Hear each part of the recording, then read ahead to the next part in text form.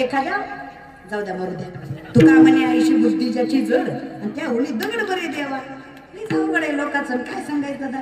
कीर्तन हे ते व्यासपीठ आहे जिथं जगाचा मालक सुद्धा जगद्गुरु तुकोबांच्या चरणावर मस्तक ठेवतो. कीर्तन हे ते व्यासपीठ आहे जिथं छत्रपती सुद्धा मातीमध्ये बसतात. कीर्तन हे ते व्यासपीठ आहे जे धर्म शिकवतं. कीर्तन माणसाला माणसात बसवतं. कीर्तन माणसाला देव करायची ताकद देतं. त्याला कीर्तन म्हणायचं. कीर्तन आहे का खूप ताकद. जिथे कीर्तनाची जागा तिथे पांडुरंग उभा. जिथे कीर्तनाची जागा तिथे पांडुरंग उभा. कीर्तन साधं कीर्तन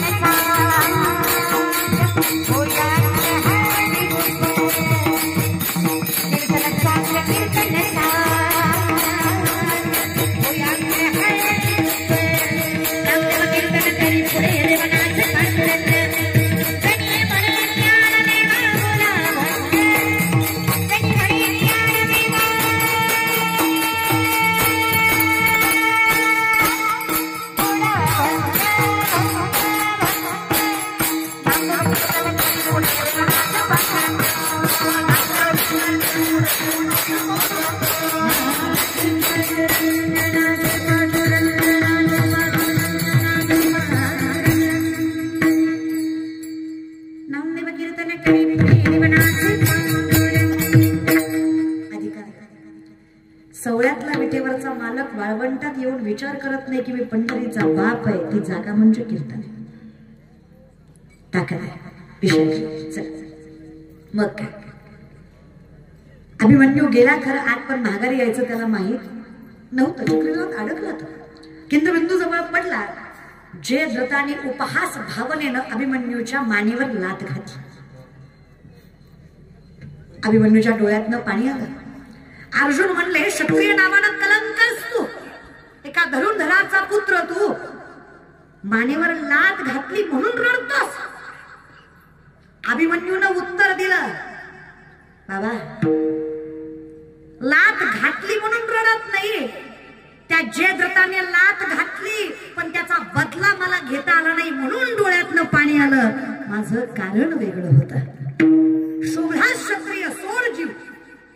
बाप जिवंत आहे तुझा. शपथ घेतो पण घेतो उद्या सूर्यास्तापर्यंत जयद्रथ मेलेला असेल. नाही मारला अर्जुनाने जयद्रथ तर स्वतःची चिता स्वतः रचेल आणि उडी त्यात स्वतः मारेल. पण कुणी घेतला बोलायचा. पण कुणी घेतला बोलायचा हे की नाही. तुम्हाला धरून आणला का नाही भाऊ. बळजुबरीला आलात का. 200 दिलेत का. एक 4 महिन्यापूर्वी महाराज लई जावकडे हो. यहाँ कोई मरे वोटों के लिए तो कोई मरे नोटों के लिए. यहाँ कोई मरे वोटों के लिए तो कोई मरे नोटों के लिए. भगत सिंह सुखदेव भी सोचते होंगे हम भी मरे किन हरामजादों के लिए. कोणासाठी मेलो बाबा. ज्यांच्यासाठी मेलो त्यांना कदर काय काय. यांना काय माझी गाडी माझी माडी माझी दाढी माझी बॉडी माझ्याच बायकोची गरजेसाठी. तिकडे तुझी दाढी जळली माझी बिडी पिटाई. काय देव देश धर्म काही नाही बघा आपल्याला दादा. आपलं ढेरग भरलं की विषय. आमचं लय अवघड आहे. आमच्या देशात 1000चं बंडल ज्याच्या खिशात त्याचं नाव दारिद्र्य रेषा. ही रेशनचं तांदूळ आणतं. ही काय खातं वय. हे बासमती शिवाय खात नाही. तेच रेशनचं तांदूळ गरीबाला 2 रुपये किलोचं 10 रुपये किलो नाही ऐकतं की नाही. परिस्थिती वाईटच आहे का लईच अवघड आहे. असू द्या जाऊ द्या दादा. काय लोकांना त्रास द्यायचा देऊ द्या. काय आपलं हिसकावून घ्यायचं घेऊ द्या. काय पायात काटे टाकायचं टाकू द्या. फक्त विश्वास त्याच्यावर ठेवा. एक दिवस असा येईल ना जी लोक अपमान करतायत तीच लोक सन्मान केल्याशिवाय राहणार नाही. फक्त दिवस येईपर्यंत थांबा. मंथोनी नवनीता तैसे घे अनंता वाया व्यर्थ कथा सांनी मार्ग. फक्त तोपर्यंत चुकीच्या मार्गाने जाऊ देवाची हे स्थिर राहा. उभा याचा अर्थ स्थिर स्टेबल. उभा म्हणजे 2 पायावर उभा नाही. उभा म्हणजे सावर. उभा म्हणजे सामर्थ्याने गेलो संतांची वचनं जीव घाण टाकून पाळली उभा. याला उभा म्हणायचं. आपण लय घाई करतो पण भारतात. आपल्याकडे कसं आहे एक पोरगा माझ्याकडे आला, म्हणला ताई मी झाड लावलंय. म्हणलं वा.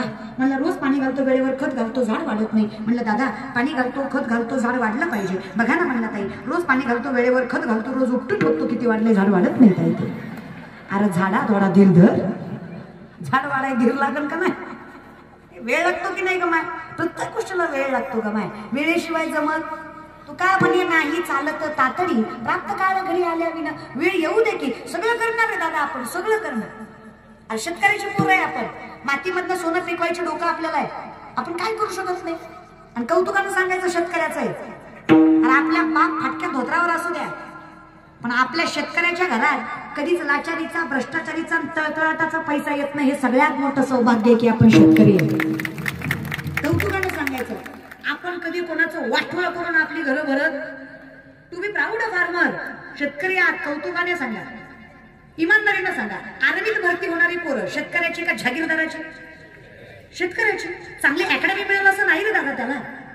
पहाटे 3:30-4ला उठतं, गावाच्या फेऱ्या मारतं, शरीर कमवतं, आई बापाची स्वप्न पूर्ण करतं, मातीची जाण ठेवतं, धर्माचा मान राखतं. वारकरी संप्रदायात स्वतःचं तारुण्य पणाला लावणारी पोरं शेतकऱ्याची का जागीरदाराची?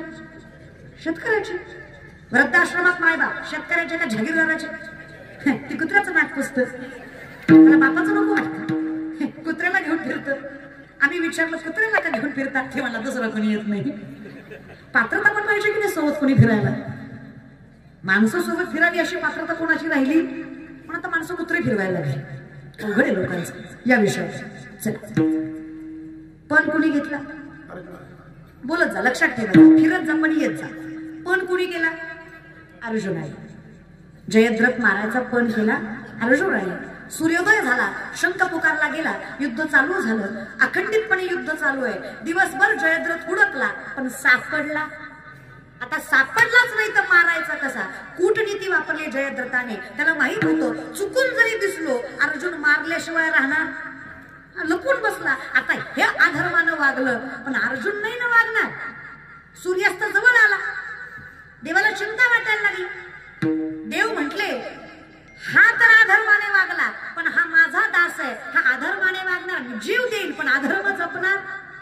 मग हा जर चिता रचून त्यात उडी मारली तर उद्या महाभारत ऐकणारी लोक म्हणतील अर्जुन उडी मारूस तर ही उभा राहिलेलं करीत काय होत. आणि आम्ही काय म्हणतो? मागे पुढे उभा राहे सांभाळीत. उभा म्हणजे सांभाळतोय, राखतोय असं आम्हीच म्हणतो ना. हा विश्वास अशक्य ठरला असता. सुदर्शन चक्र फिरवलं भगवंताने, सूर्यास्ताच्या अगोदर सूर्यास्त केला. अर्जुनाला वाटलं मी हारलो, चिता रचली, उडी मारणार. देव म्हणले जायच्या आधी नियम आहे, आम्ही जातो आमच्या गावात, आमचा राम राम घ्यावा. राम राम घ्यायला सगळीकडनं माणसं होती. मग आपल्या अर्जुनाने घालील टांगलं,